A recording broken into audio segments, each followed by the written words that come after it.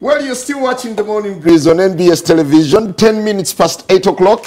And guess who is in the studio this morning? She's been normally referred to as the tax boss. The URA Commissioner General, Ms.Doris Akol, joins us at this moment where URA is celebrating 25 years of existence. It's been quite a journey, and she will take us through how it's all been. But it's also another moment for you to interact directly with the boss. Speak to her about the problems, speak to her about the successes, give her the compliments, and she'll be glad to listen to you as URA celebrates 25 years. Good morning, madam. Good morning. Thank you for joining us. Thank you very much for having us. It's that perfect moment, of course. Is there a cause for me to say congratulations upon making 25? Absolutely. Absolutely. There's lots of cause to be happy, lots of cause to celebrate. 25 years of URA is no mean achievement. And anyone who's been involved in URA at some point through the 25 years will know that indeed there's a lot to celebrate and be happy about. 25 years with 5 CGs? 5 CGs, yes. I'm the 5th Commissioner General. You're the 5th? Yes. Could you take us through the journey? You've gone through the ranks, of course, and you must be well conversant with how things have been. Yes, URA started in 1991. URA established as a merger of 3 departments from the Ministry of Finance, Department of Customs, Department of Internal Revenue, Inland Revenue as it was called, and Department of Sales Tax. When they were formed together, they created a body called Uganda Revenue Authority. Uganda Revenue Authority is the beginning of the trend of creation of the authorities. We were the first authority to be created. And the purpose for which we were created was really to make revenue mobilization more efficient and more accountable. 25 years on, we've seen a lot of things happening. We started as an authority led by an expatriate Commissioner General, Mr. Edward Odamela Bisiao from Ghana. We had senior management that were expatriates. I think 90% of the senior management at the inception of URA were expatriates drawn from very many countries. And through the years, we have built internal capacity to a point where 100% of the senior management and indeed staffing of URA is made of Ugandans who have been brought in and trained from within to leadership positions. So from the human capital perspective alone, we have a lot to celebrate. From the processes perspective, we see URA transcending from being a heavily manual, indeed 100% manual environment, collecting cash directly with all the problems that that brings, to an institution that is 90% automated. Our processes, 90% of our processes are automated, and very little, there is still some paper, but very little reliance on paper, and very efficient, very results oriented and purpose driven. And we think that the point at which we are, there's a lot to learn. There's still a lot of room for improvement.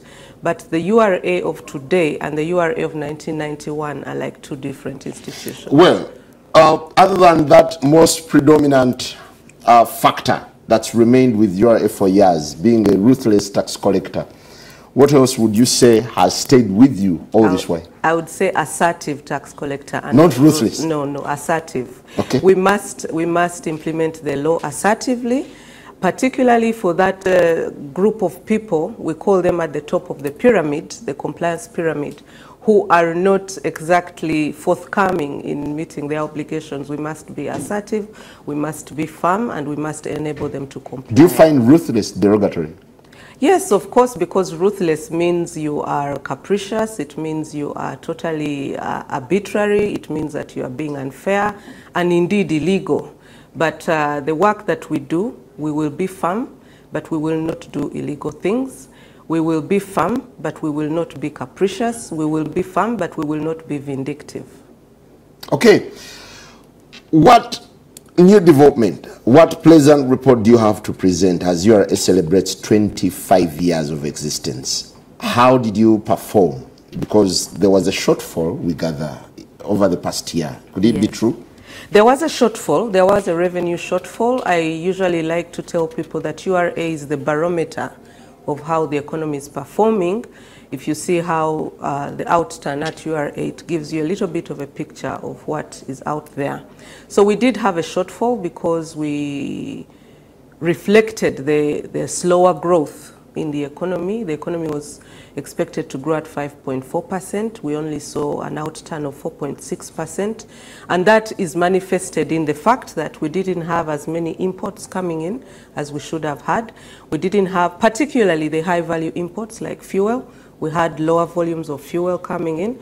We had lower volumes of the high value dry cargo coming in.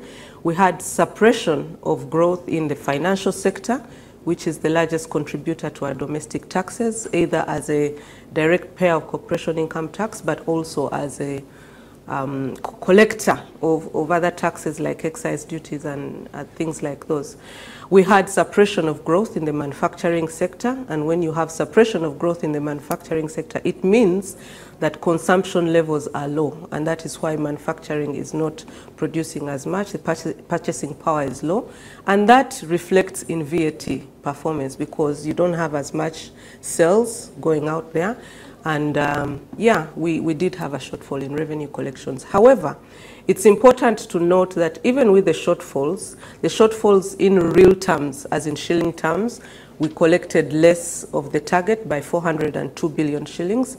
But in terms of revenue Let's go by growth, figures. Shortfall of how much, and how much does it translate into in terms of percentage? Shortfall of 402 billion shillings, but a revenue growth of 15.6%. between financial year 2014-15 and 15-16. So we are measured along a number of targets. One of the targets is the actual revenue collected. The other target is growth on tax to GDP ratio. And the other target is year-on-year growth. Does it speak to growing levels of compliance or being more assertive on your part? Both.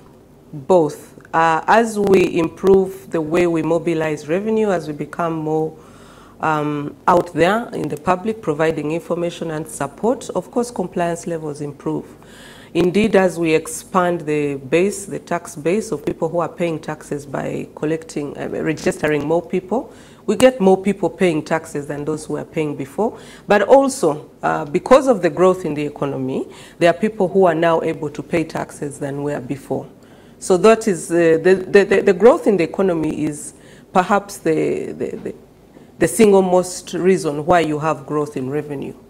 And then improvements in revenue collection and mobilization, as well as efficiencies here and there, we are able to bring in more money than before.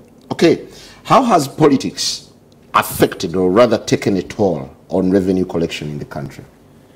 I would not say it is politics exactly, but I will acknowledge that the political season that we were in did have an impact, because in any place when you usually go through an election period, there's a bit of unease and there's a bit of, call it investor anxiety. How will things turn out? Will we have a smooth ride all through?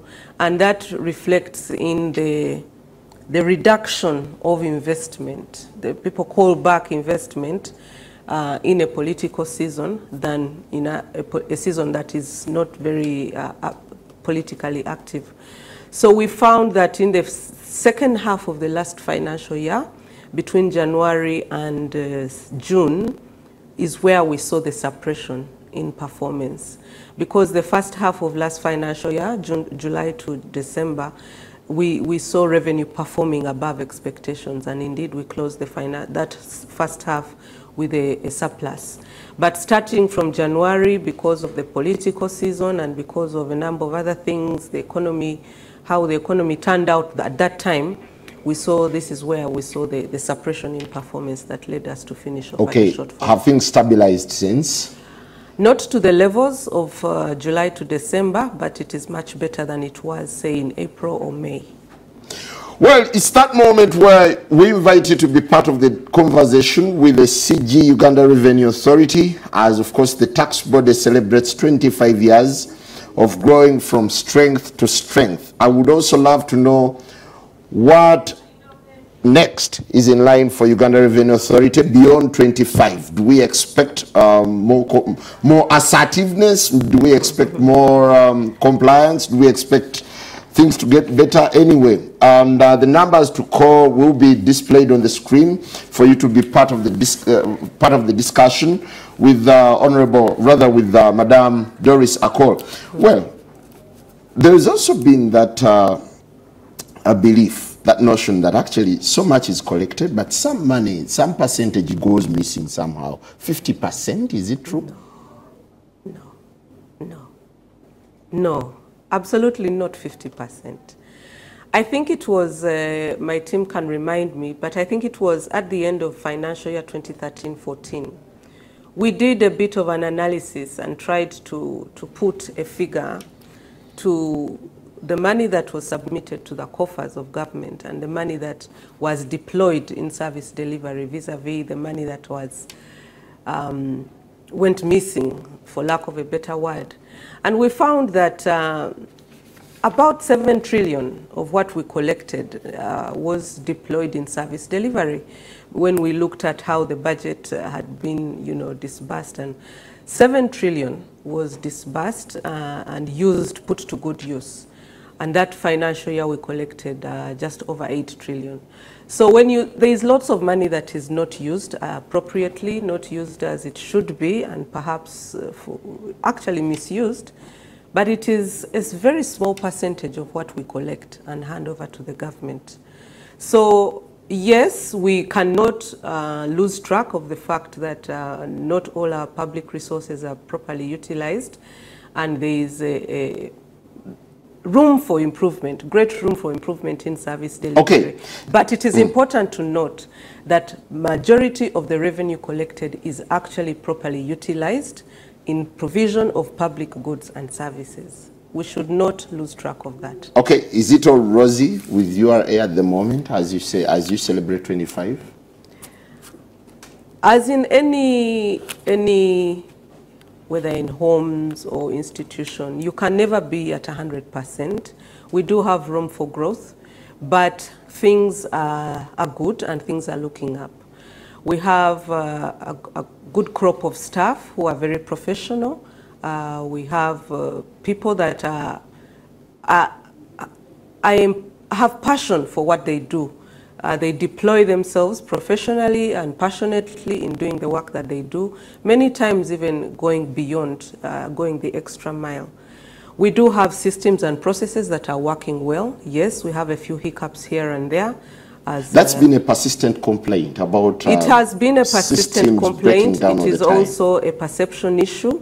We do have breakdowns, but not to the extent that that is always talked about. And there are many reasons why you may not have an end-to-end service delivery. It may not always be the URA network.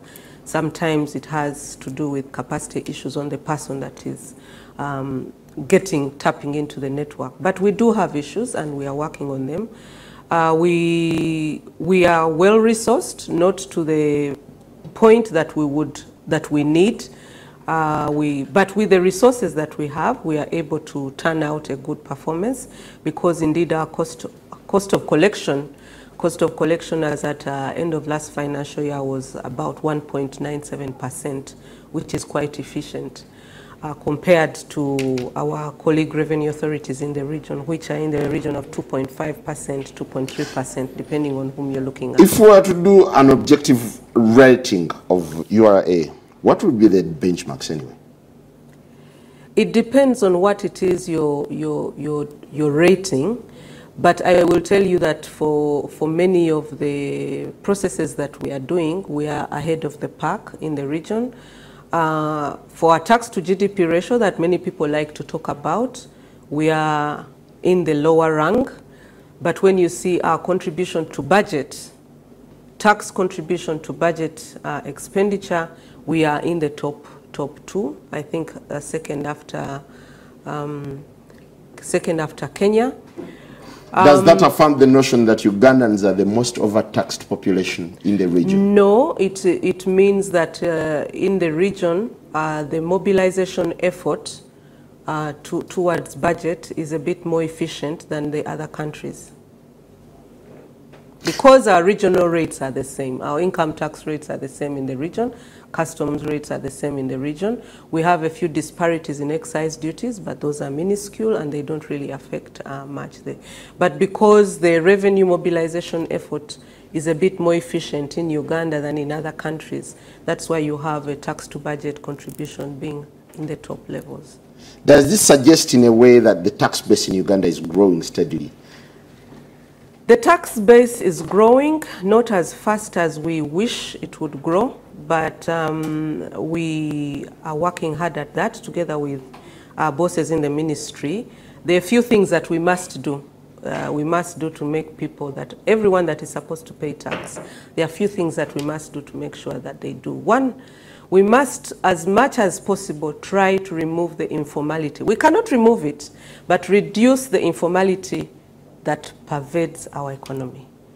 There is a lot of informality, Simon. For example, I will tell you that the usual example that I give to people is that when you have service providers who attend to you in various ways, either through construction or through events, whatever it is, you pay them cash. You pay them cash, and when you pay them, you're not the only person that they are working for. You get it? You have an electrician and you need them to do something for you. You call them up and he will tell you, okay, I'm not free this week, perhaps I'll come next week. That means he's dealing with someone and he will only slot you in next week. But the person he's dealing with this week, or the people he's dealing with this week, are paying him cash for his services. You are going to pay him cash, and the people after you will also pay him cash. Now that guy is probably not paying a coin to URA. He's an evader. He's an evader, or he's, because he's not registered, he doesn't know that he's even supposed to be paying tax. He simply gets the money and puts it in his pocket and does whatever it is he does with his money. So the informality in our economy, people who are not registered, people who do business as if it is, you know, without the precepts of doing business, without record keeping, without tracking your expenses and tracking your income and tracking your stock and tracking your sales. People who, the high volume of cash transactions, regardless of amount of money and what you're paying for, those are the things which make our economy extremely informal. We must reduce the informality in our economy, and this is not a URA thing. This is an entire holistic government approach. Secondly, there are things that we will be doing to ensure that we make it easier for people to pay. Simplifying their compliance levels, rolling out service provision that enables them to pay conveniently in a manner that doesn't stress them too much, but also helping them keep their records. And we will be, hopefully within the course of this financial year, next financial year, we will be deploying some administrative initiatives to enable people keep track of their sales, in order that when they make VAT declarations, their VAT declarations are a little bit more accurate. In that way, we get more people paying. People who should be paying are paying. And also the use of advance withholding tax, as it were. We put out some policy measures. If you're being paid 1 million shillings for anything, and this has been very helpful, particularly for the agricultural sector. You're supplying a supermarket, you're supplying a school, you're supplying a hotel. Whoever it is that is paying you anything of 1 million and above is obliged to withhold 6% on your payment as income tax. So in this way, then we are able to expand the tax base gradually. We'll be getting more people paying. So this is up your sleeve, but I heard you are mooting an idea of taxing religious institutions as well. Could this be true? I want to be specific that religious institutions, depending on what they do, if it is a church as a church on its own, without specific business and enterprise being done by the church, the debate is still out there on whether this is income. That debate hasn't quite been resolved from a policy perspective. But where religious institutions, and they're already paying, where religious institutions have schools, where they have health centers, where they have television stations, we do know those that have television stations and radio stations, and other business enterprises, they do pay their taxes. But if it is to come to a church, whatever church as you may want to call it, the jury is still out there on whether this is income that should be taxed. And from a policy perspective, we still haven't quite resolved it yet. Well, URA at 25. We'll be taking a very quick break, and when we return, our phone lines will be open for you to be part of the discussion. The numbers are 0393 265 321 and 0393 265 322. Call in, speak to the CG. Social media platforms are also very active, so be part of the conversation. Speak to the tax boss. How do you feel about that title? People like to use it, but it's what can I say? I think of myself as a fundraiser. I think of myself as the chief fundraiser for government. I don't like to call myself the tax boss, because what does that? It doesn't actually communicate. Okay. Yeah. The chief fundraiser is with us in the studio. We'll talk to her after the break. And the team leader at URA.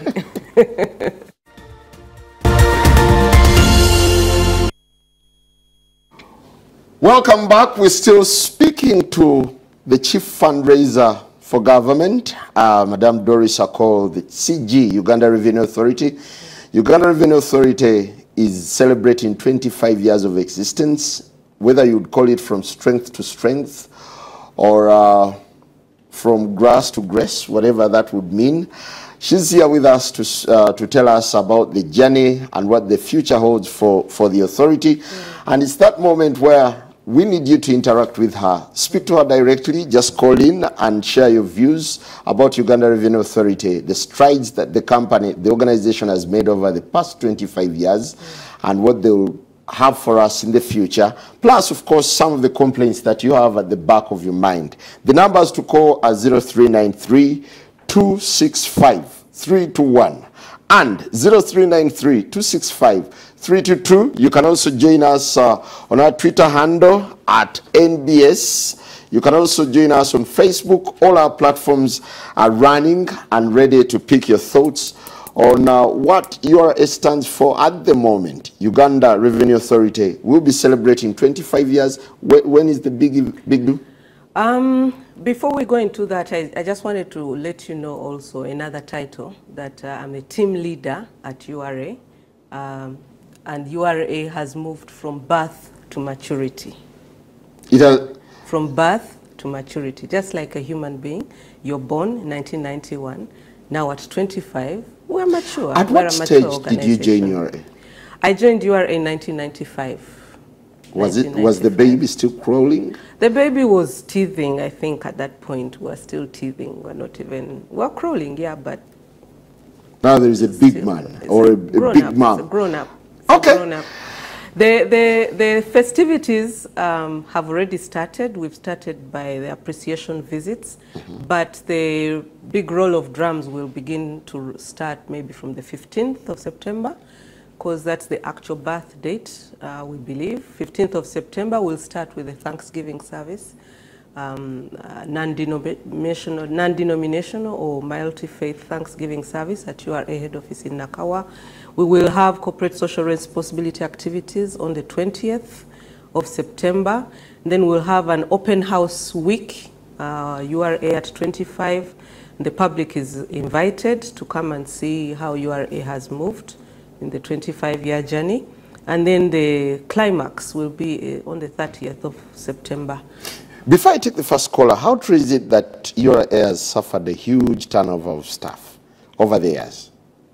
It is true. We did suffer with the peak. The peak time was around 2011-12, around the creation of KCCA. We did have around that time there was creation of KCCA. There was I think restructuring in Auditor Generals and something happening in Bank of Uganda. We lost very, very many staff to these three institutions. Soon after that, we also had a review of our terms, and the attrition kind of reduced back to normal levels, because you will have attrition, but it should be within normal levels. But now we begin to see a little bit of an upsurge of attrition, and again, I think it's because of a few things here and there that we are looking at. What would make someone out there long to work for URA, other than the perks that come with the job? We believe that at URA we are among the best paying employers. We are not at the top of the range anymore as we used to be, but we do offer a competitive package for a good professional. We also have other, call them welfare benefits. We call them welfare benefits. We have a very active circle that we are able to save with, and it helps us make good financial decisions. We have a retirement benefit scheme, which is separate from the NSSF, where we save for retirement. Anyone that is a member of staff has to contribute 6% of their salary to that retirement benefit scheme. We have a very vibrant medical package that we offer our staff, and this extends to spouse and 4 children or 4 dependents. We also have training opportunities that people come in and they are able to improve themselves professionally because of the training packages that we offer, both professional and on-the-job training.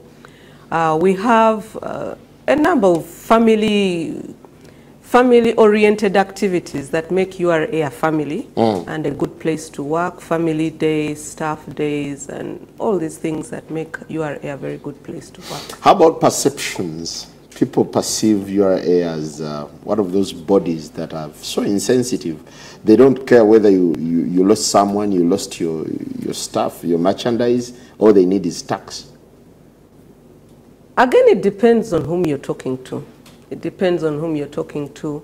If you talk to someone who was caught in the act of smuggling, when you're caught in the act of smuggling, we will take the contraband, whatever it is that you were smuggling, forfeit it to the state. Even the vehicle that was used, the law calls it a vessel, but the vehicle that was used to smuggle is also forfeited to the state. So smuggling doesn't pay. Now, if you talk to a person who has just been caught in the act of smuggling, they're not going to have kind words for us because they will have just experienced the pain of enforcement.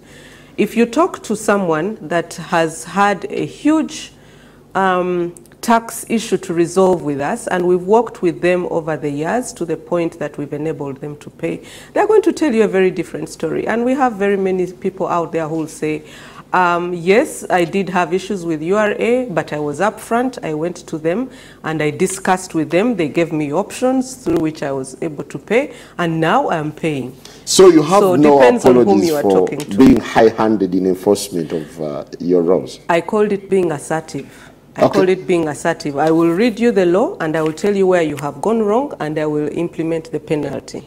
That is being assertive. It's not being high-handed. Well, we take our first caller. You're speaking to the chief fundraiser of government. Hello, caller. Good morning. Hello?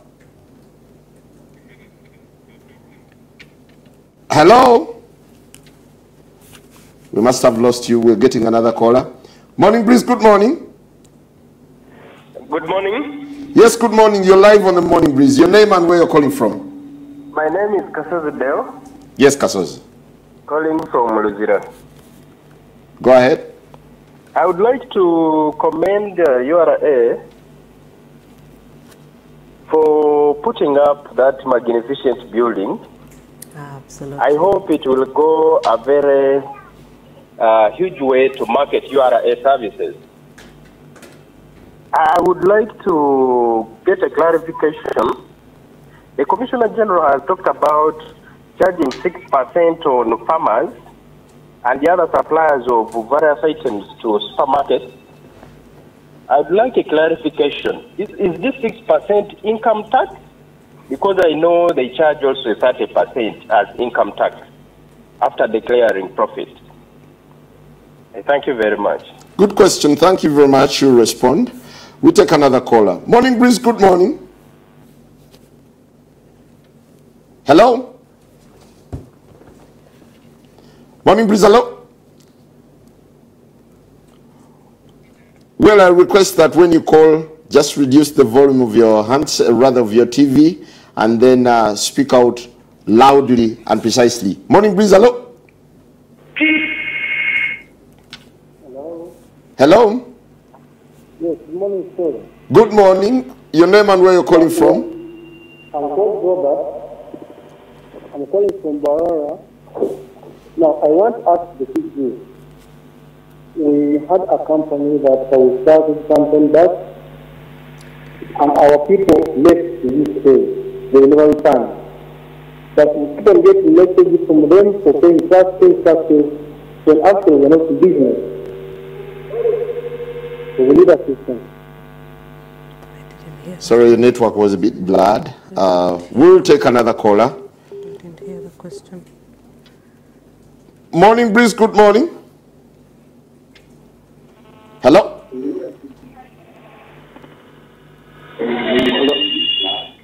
Hello, caller. Hello. Please lower the volume of your set. Hello. Yes, please. Hello. Yes, you're live. Good morning. Yeah, morning, Moses. Please go ahead with your question. Oh, goodness. We lost him. Perhaps you'd first respond to Kasozi Deo. I'll respond to Mr. Kasozi. Thank you very much, Mr. Kasozi. The compliments are working for you. Compliments, and just that is proof that URA has matured. Baganda say, "Akezimbi dateka bakato." We have built a home. We are still building 22 floors, but we are currently at the 20th floor, already commanding the skyline of Kampala. If you're driving towards east of Kampala, you will see the URA house. It's very imposing. Very imposing, and thank you very much for the compliments. To clarify, people who supply and 6% withholding tax is deducted from the payment, that is a credit. It's an advance income tax. At the end of the year, you get credit for the 6% that has been withheld each time that you have supplied. And when we determine the tax that you're supposed to pay in that year, we will give you a credit. Either you top up a little bit if your tax obligation is a little higher than what has so far been collected, or if you have paid, if the 6% ends up being more, then you'll be entitled to a refund. And for income tax, we can either give you a refund of tax in terms of money, or we can actually put it to your next year's liability. Okay, someone is asking here, Serwada Pius, what are the benefits of paying tax? Do I get rewarded at all? Tax, payment of tax is a civil duty. It's a constitutional obligation on any citizen. Just like you have rights and obligations, you have a right to life and liberty, and all those other rights we enjoy. We also have obligations. One of them is payment of tax. The other things, the other obligations in the Constitution. The tax that we collect is as a result of, let me call it a social contract between you and the state. And as a result of the tax you pay, you should expect that the state will provide certain things for you. Not necessarily in a quid pro quo mechanism, but as a result of the tax you pay, that is what the state uses to fund itself in provision of goods and services. So by enjoying the goods and services, the public goods and services that are provided by the state, that is the first benefit to your paying taxes. Now, when it comes to an individual level, as a compliant taxpayer, there are many benefits to being compliant. And of course, when we look at your profile, we'll determine whether you will enjoy those benefits. One of them is a withholding tax exemption. Withholding tax, like I mentioned earlier, is a collection of income tax in advance, which we then credit at the end of the year. But because it's a cash flow issue, if you're compliant, we will profile you as a person who has progressively been paying their taxes over the years, and therefore we will leave you this cash flow to use in your business and give you a withholding tax exemption.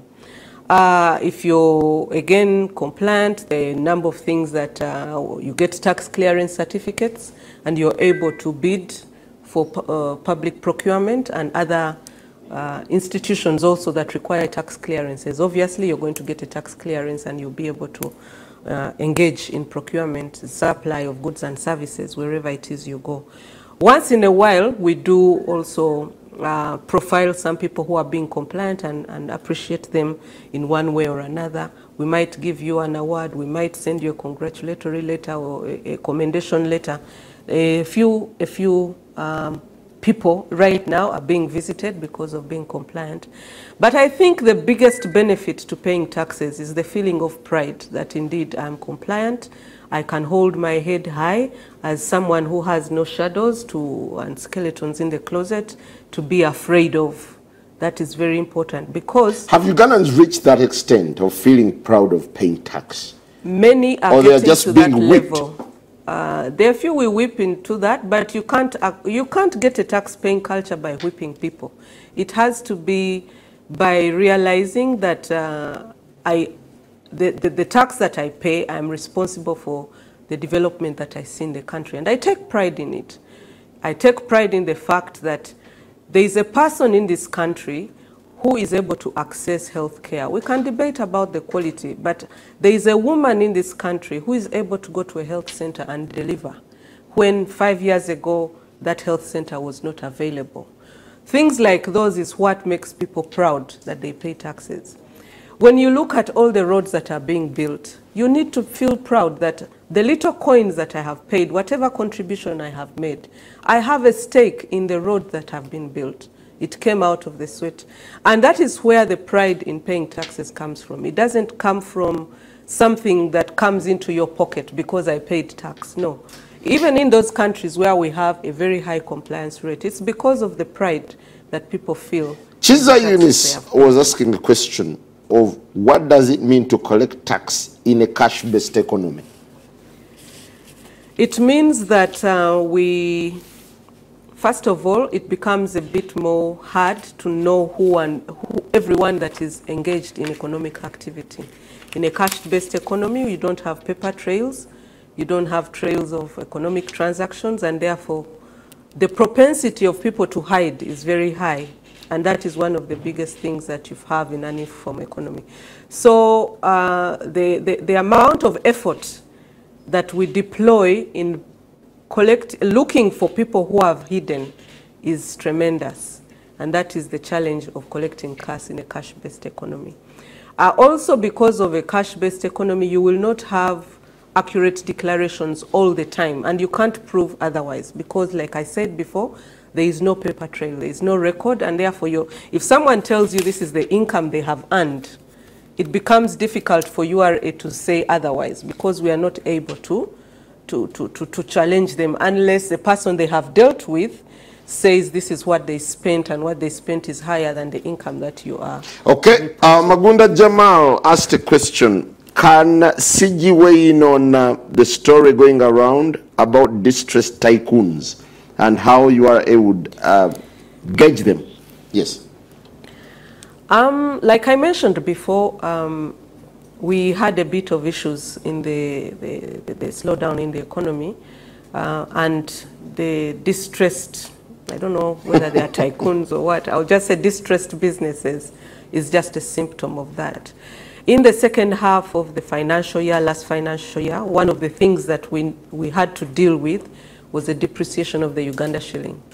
The Uganda shilling depreciated by up to 17%, I think, between January and July. Now, the depreciation of the shilling against major currencies, predominantly the US dollar, led to certain interventions by the central bank, chief of which was to increase the central bank lending rate, and that translated into high interest rates being charged by commercial banks. Now, when higher interest rates are charged by commercial banks, it means someone who has a loan obligation has to fork out more money to meet their loan obligation, and they have to get this money out of current, business transactions. Now, for those who are not able to meet those higher loan obligations, ended up having issues with their banks, and that is the distress that we saw. What does that mean from URA's perspective? It means that a person who would have been profitable has now fallen into the loss-making category because their interest payments are now higher, and therefore their profit is either depressed or totally wiped out.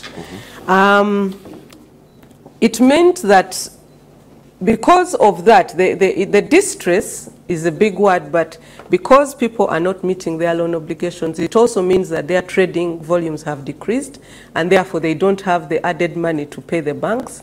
What does that mean? Purchasing power is low. So it's just a ripple effect. But this cut across. There's so many Ugandans. There's so many Ugandans. It's not an exclusive club. No, it's not an exclusive club. It's just that for them, some of them also had the added dimension that they had issues with payments from South Sudan.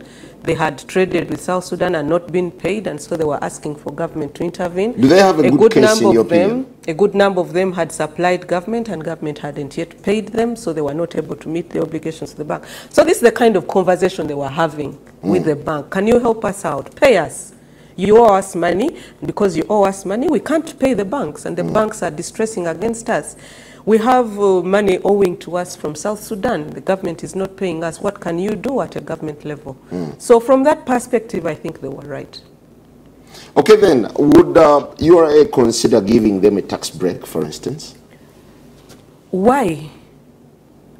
Now that they are falling into that non-profit making category. If you don't make a profit, then you don't pay tax. It's not a tax break. Tax is collected from profitable business. So if your business is not making a profit, you're in loss-making category, you have no relationship with URA, save for filing a nil return for that year. Okay, so there is no special consideration. There is no tax. No, there is no special consideration. The tax is an outcome of how your business is turning out. Well, you're still speaking to the CG Uganda Revenue Authority. Please call in and share your views about URA as the body celebrates 25 years. From baby to adult. To adult. Whether the adult is already giving grandchildren yet? Not yet. Not yet? Not yet. Okay. Yeah. Anyhow, speak to... We have a few children, but not grandchildren yet. Not grandchildren We think yet. we have a child in KCCA, and now the new UNRWA, as it is also a child of URA. So we are very proud of those two children. Is there an interagency collaboration of some kind that would ease your work? For instance, you're now going to digital. How do you relate with NITA and other agencies? We have interagency collaborations, principally with the Uganda Registration Services Bureau and Kampala Capital City Authority on the taxpayer register expansion project. We are creating one-stop centers for registration of businesses, but also these help us have a view, each of us having a view on the people that we deal with. We have collaborations with other local authorities in 34 local governments, where we are also working with them on the expansion project. Collaborations with the Bureau of Standards, and you know, on the borders, we operate a one-stop border point. We sit with Bureau of Standards, we sit with Ministry of Agriculture, and these collaborations enable us to clear people through customs at one stop. You know, the person doesn't have to come to URA and then go to Standards and all these other places. They find us in one place and we clear them. Collaborations with immigration. Indeed, in many of the border points, we share space with immigration. We have collaboration with NITA. NITA is giving us a lot of infrastructure backbone support, especially on the IT infrastructure. They are hosting our disaster recovery center and a number of other government agencies. Now well, we are talking Sakudja Amon is saying something very interesting. URA has invested hugely on branding, but the same problems that affected the body 25 years ago still exist. Attitude is one of them. I don't know what experience he has had. He probably has had a less than favorable experience with URA at one of his interactions with us. But I would not agree with him that the attitude of URA is the same as it was 25 years ago. Indeed, if you come to URA right now, the kind of reception that you will get is very, very, very, it's like day and night from 25 years ago. The attitude of URA right now is to be out there with the public and engage with the public. Here I am on TV. Before, in 25 years ago, did you ever see the Commissioner General on TV engaging the public? It was unusual. Until the crisis hit you, then. Maybe at crisis point, that time I remember when we had VAT, when we introduced VAT and there was a strike, then the big guns in URA came out to try and explain. But now we are out there, we are with the taxpayers explaining tax hubs all over the place. So the attitude has changed. Is your team as amiable as you are? I'm a reflection of the team at URA. Seriously? Absolutely. Even at the border points? Absolutely. Just go even right now. We even had newspaper articles of people who have given us kudos of their experience at the border points. Well, anyway, we pick another caller. With us in the studio is the CG, Uganda Revenue Authority, speaking to us about their 25-year journey and what follows after 25. Morning Breeze, good morning. Hello? Hello, caller. Hello. Yes, good morning. Yes, Mr. Simon, how are you? We're right. Hello? Yes, please, your name and where you're calling from. Yes, I'm calling from Malaba. Yes. Yes, I would like to talk. You try to tell the CEO that the taxes are very high. Taxes are high. Taxes are very high. Taxes on which products? Okay. It's gone off. Has there been any moment when taxes are friendly? You know, Simon, we were discussing before that a tax collector has never been viewed with a lot of, you know, taxes as a concept are not something that people embrace, you know, willingly. And that is why there is a law to make sure that people pay the tax. But taxes are friendly when you plan for them and you project for them and you pay them. If you don't plan for your taxes, taxes will be high because you will have to look for money to pay them. Now, and it's part of doing business. I keep telling people, if you're going to import something, you need to know how much of what I'm investing must go into payment of taxes. Many times people say, okay, I would like to import a car, and I saw a good car at $3,000. So he looks for $3,000 and the $2 million to bring it from Mombasa to Kampala. Then he's stuck because when he gets to Kampala, he will have to look for another 5 million or 6 million to pay taxes. I'm glad you brought that example of cars. This person has not projected for the taxes, and now he says, oh my God, taxes are killing me. You need to project for the taxes when you're importing something. And why would I buy a car at 13 million and pay tax of 15 million? Is it realistic? It's because there are so many variables: the age of the car that you have bought. If you buy a car that is older than 10 years, you're going to pay an additional environmental levy. It's like a surcharge on you for bringing an old vehicle over an additional 50% of the tax. If you buy a car that is between 5 and 10 years old, you will pay an additional 35%. That's an environmental levy on top of the import duties that you'll pay. The second variable is the value of the car. You may have bought the car at a very low price over there in Japan because the guy is selling off his cars, or for whatever reason everything must go. So you buy your car, a good BMW, at $2,500. The purchase price you have paid in Japan is not the price that customs will look at. There is a difference between the price that you've paid and the customs value. Now, the customs value is scientifically arrived at to look at what would the price of this item be in comparison, ordinarily in comparison with other items in an open market environment without any variables. So the customs will probably say, okay, you paid 2,500, but for customs purposes, we think this BMW ought to be around maybe $6,000. And then you pay, the tax will be computed on the customs value.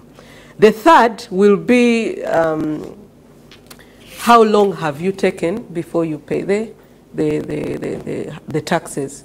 If it stays in the bond for a number of months, then you're going to have to pay additional. If you want a personalized number plate, they now cost 20 million shillings, so you'll have to fork out an additional 20 million shillings on top of the actual tax. But given the current circumstances where the economy is biting, don't you think it's prudent to make a few adjustments here and there in customs levy? We do not have the room because Uganda is part of a customs union as part of the East African community, and the rates that we pay at customs are uniform in the 5 countries.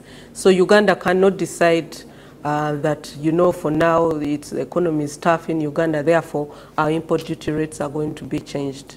Well, Greens Kansime is asking, what drastic measures does URA have to cut down the levels of corruption, mostly in customs? Does she know what happens at way bridges? URA should create a snap verification stroke inspection squad to fight against these vices. URA relies significantly on intelligence information, particularly relating to our staff. And therefore, whoever, and I will say this on TV, whoever has information about staff taking bribes, call me. Call me. My number is 0717 440 307. We also have a whistleblowers line, 0417 442 222. You mean you can swing into action yourself? I will deploy whoever is supposed to collect the to catch them. What's the number again? This intelligence information must be evidence-based. You know, there's someone who doesn't like Simon and says, oh, I saw Simon taking a bribe. And then you say, can you prove it? And they can't prove it. Say, no, but look into Simon. Yes, we can focus on Simon, but intelligence information that is evidence-based is the best, because that is what means we work on it. I would also like to appeal to our clients that many times we get reports of URA staff who are doing less than honorable things. But then when you ask them, who was it? They say, I don't want to be responsible for someone losing their job. Now, how do you expect me to take action when I don't know the person? So I think we need to help each other in rooting out this. But I would like to correct the gentleman that way bridges are not managed by URA. Way bridges are managed by URA, National Roads Authority. Many times. So you don't have a stake in that? No. Okay. Agaba Pius, thanks for the program. My question, let her tell the nation how they are ready to curb this increasingly corruption scourge that is within high institution. Well, you've already talked about it. Nyanzi job taxes 8 high like this. You buy cat 1,000, ship it, it reaches Kampala 3,000. You've already explained that. Okay. Why do they use taxpayers' money to buy the already rich MPs 150 million cars with numerous schools in rundown situation?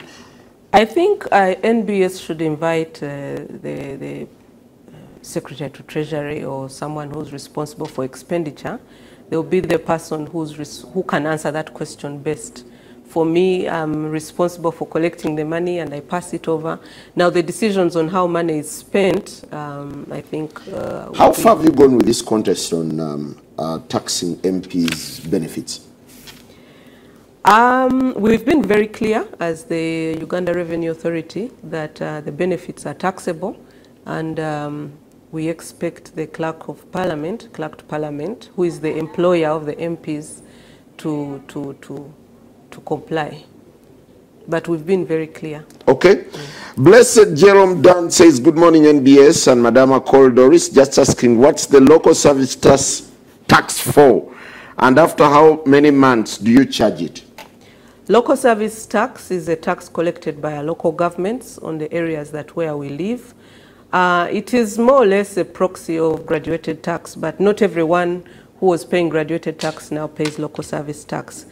Local service tax, I believe, is collected between the months of July and September 4 months of the year, and yeah, it's collected by local governments, not URA. Well, Bugembe Arnold says, are you aware about how your staff are accumulating wealth in a very abnormal way? I am not aware until I am told, and like I mentioned before, we rely a lot on intelligence, but it must be evidence-based intelligence. If you think there is a member of staff who is accumulating wealth beyond what you believe they earn, I think we should get to know about that so that we can look into it. But I would also like to put a spin to it that URA staff also involve themselves in businesses. We have strict rules on conflict of interest businesses which they must not be involved in. But just like everyone else in the country, they are also free to invest, and maybe that is where their wealth comes from. But if you think that the wealth is coming out from ill-gotten wealth as a result of the work that they do, I think we should get to know. We are under obligation to report our wealth to the IGG, and we do that. We declare assets to the IGG. So if it is beyond that, then I think we need to get to know. Mwesigwabu Gigi Javira says, why are foreign investors given tax holidays and local startups even unable to pay rent, but operating in their Mizigo to sell through to another level, crushed and harassed?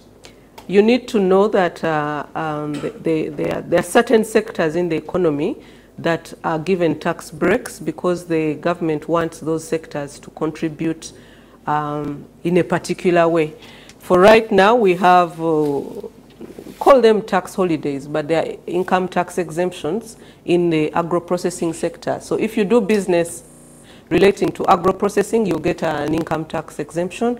If you do business relating to exports of finished goods, consumer goods, the bulk of which are made in Uganda, of whose content actually is from Uganda, you do get some income tax breaks. I would like to encourage people to take some time and come to us and get the information on which sectors you can invest in where you'll be able to get tax holidays. Well, there was once an infamous list of individuals and companies that had received tax holidays courtesy of their political connections. Are you aware of this? I've heard of it, but I'm not aware until perhaps I am shown who it is. And then I can comment, but for right now I don't have. At least I know the ones that the tax holidays we know that are in implementation are because of the investment in agro-processing and exports. Okay.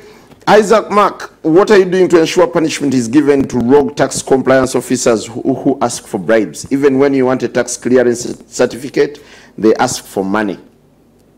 Report them. We have found a few and who have been dismissed. So tell me who they are, and we shall take the action. Well, that's all we had for you this morning. We've made an hour. I really don't want to stretch you too much. I know you still have so much to do in the next few hours. The week, yeah. It's just the beginning of the week, but thank you very much for joining us this morning, and we're in with you as you celebrate 25 years. Any last word for us? I thank you very much for hosting us, for giving us the platform. I like these opportunities because it gives me an opportunity to share knowledge and to share facts, to dispel certain perceptions that people have by providing information.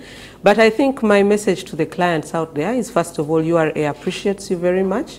We thank you very much for the taxes you pay. We do not take it for granted, even though what we do is mandated by law and you pay the tax because there is a law. We appreciate the effort that you take to pay taxes.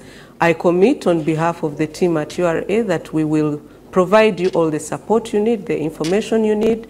We'll deploy our services in a manner that is convenient for you to pay, because at the end of the day, we all benefit when we all pay our taxes. What does the future hold for URA? URA is going stronger and stronger. We like to say is moving forward and upwards. We are becoming a more efficient organization, even though we are already very efficient. We are going to look at improving our service delivery and deploying products that are going to enable people pay in a more convenient manner. I don't want to talk about some of them right now because they are still in the kitchen, but recently we deployed the mobile money, we deployed Payway, we deployed the URA app, the services catalog. So our innovations are continuing, and they are going to be, the taxpayers are going to be the biggest beneficiaries of those innovations. URA is also going to continue to be a landmark institution in the country, will continue to be a landmark institution that works professionally, works efficiently, and will also be the benchmark for other institutions in the region. Doris Akol, CG Uganda Revenue Authority, thank you very much for sharing with us insights on how URA is running. And that's all time we had for this morning. Good morning. Thank you.